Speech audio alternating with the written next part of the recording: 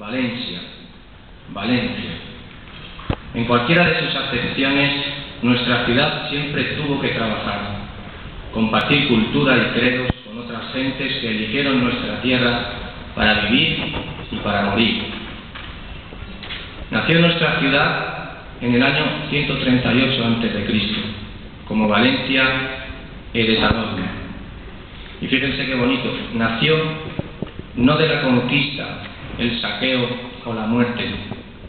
Nació como premio, como recompensa, como lugar de descanso para las legiones que se retiraban tras largos años de batalla.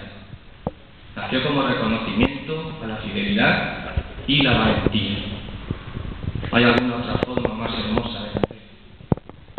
La valentía, un calificativo que se convirtió en nombre propio y a su vez, con el correr del tiempo, en un estigma grabado en el ADN de nuestro pueblo. La valentía es un don que te permite mantener la mente lúcida en momentos de incertidumbre. La mente libre es aquella que puede pensar, decidir y crear.